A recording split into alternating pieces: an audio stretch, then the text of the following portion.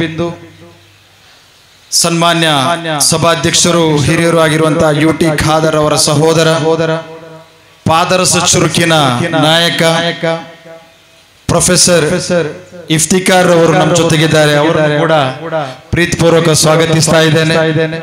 ಯಾವುದೇ ಕಾರ್ಯಕ್ರಮಗಳನ್ನು ಹಮ್ಮಿಕೊಳ್ಳುವಾಗಲೂ ನಮ್ಮ ಯಾವುದೇ ಜವಾಬ್ದಾರಿಯಲ್ಲೂ ಕೂಡ ನಮಗೆ ಬೆನ್ನೆಲುಬಾಗಿ ನಿಂತು ನಾನು ನಿಮ್ಮ ಜೊತೆ ಇದ್ದೇನೆ ಅನ್ನುವಂತಹ ನಮಗೆ ಯಾವತ್ತು ಕೂಡ ಸಹಕಾರ ನೀಡುವವರು ಇಫ್ತಿಕಾರ್ ಅವರು.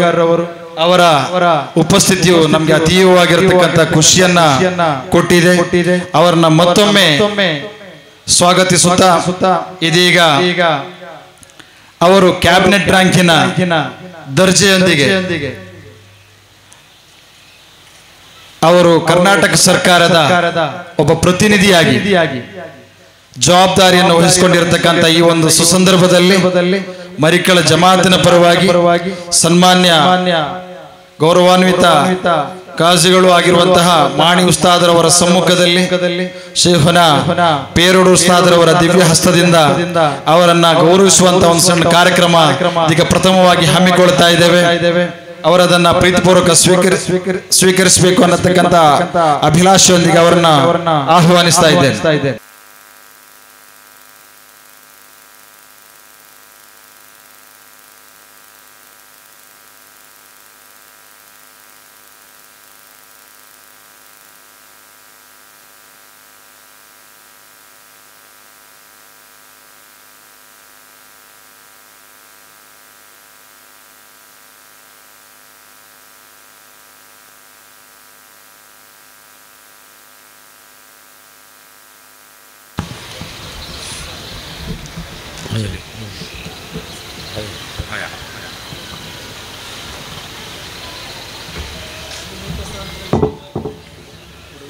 ಪ್ರೀತಿಯ ಗುರುಗಳಾದ ನಮ್ಮ ಶೇಖುನಾ ಪೇರೋಡು ಉಸ್ತಾದ್ ಅವರೇ, ನಮ್ಮ ಕಾಜಿಯಾದ ಉಸ್ತಾದ್ ತಂದೆ ಸಮಾನವಾದ ಮಾನ್ಯ ಉಸ್ತಾದ್ ಅವರೇ, ಖಾನಚೂರ್ ಮೋಹನ್ ಅವರೇ, ಮಮತಾಜ್ ಅಲಿ ಅವರೇ, SM ರಶೀದಾರ್ ಅವರೇ, ಎಲ್ಲರೂ ಸ್ಟೇಜಿಂದ ಇದ್ದವರೇ,